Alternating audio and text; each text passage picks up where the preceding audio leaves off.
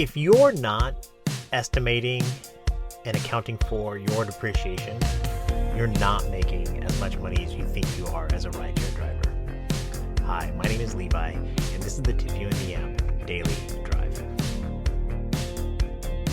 Today's Daily Drive is brought to you by rideshare.tax.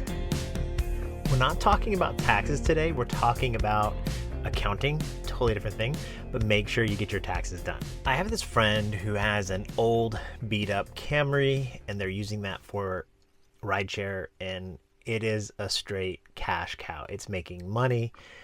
If you really want to make a lot of money in rideshare, just get a beater car. Don't get something fancy like this Tesla or whatever else. Uber and Lyft are not paying us to drive fancy cars, so buy the cheapest car you can.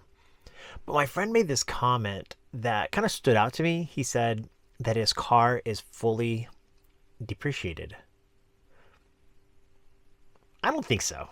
Now, I know what he meant by that in the sense like, he bought it a long time ago new, and it's really old now, and it doesn't really cost that much. It's not worth that much. But that's a really bad place to be when you think your car is fully depreciated. Let me explain to you. All right, so I'm going to put some numbers on the screen here, but let's just estimate his current car value to be $3,700, give or take. And when he takes it to the junkyard, they're going to give him $500. We're going to call that the salvage value of his car. That means that his car needs to depreciate $3,245 still. A lot of depreciation still to take place. And again, I'm just estimating for him, but let's say he's got 200,000 miles on that car and he wants to go an additional 50,000. And that's realistic to get a Toyota Camry to go 250,000. Okay. That means he's going to drive an additional 50,000 miles. And if you were to do the calculation, that means his car is going to depreciate 6 cents every single mile that he drives.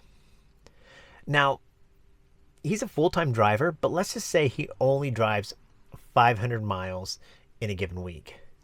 That means that he has $32.45 worth of depreciation that he still needs to account for that matters. And you're thinking like, why does this matter?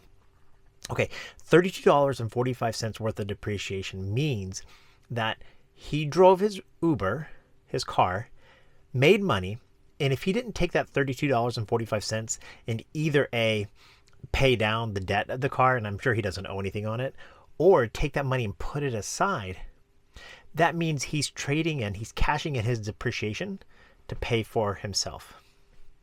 And that's not necessarily a bad thing if this is the last car you're ever going to drive. But if he's going to take this car, let's say he drives the 50,000 miles in a year, and he wants to get another car, another beater for rideshare. Well, if he took that $32.45 and spent it, he no longer has that as a down payment for the next vehicle. Does that make sense? Again, we're talking about a cheap, crappy car, and his car is still depreciating.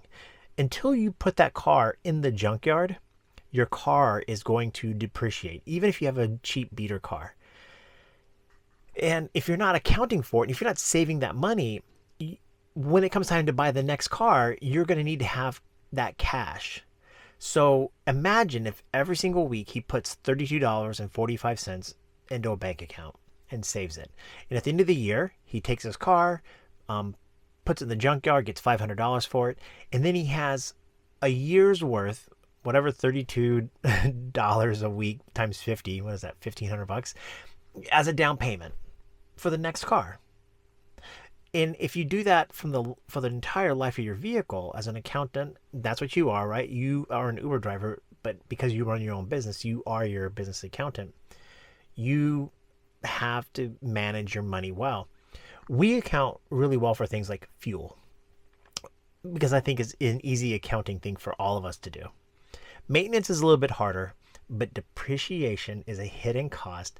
And if you're not accounting for it, if you're not saving money for it, even if you have the world's worst beater car, it's going to cost you money because, again, at the end of this cycle of whatever it is, whatever the life of that vehicle is, when you put it in the junkyard and you want to go buy the next car for whatever purpose, if you haven't saved that money, that depreciation, you're going to have to come up with that money somehow, some way. Does that make any sense to you? Sometimes boring accounting things matter a lot to me, but they don't matter a lot to other people. But it should matter to you, right? Are you accounting for your depreciation? Let me know what your thoughts are. Are you accounting for it? I hope you're well, hope you're safe, and know that I'm cheering for you. Bye.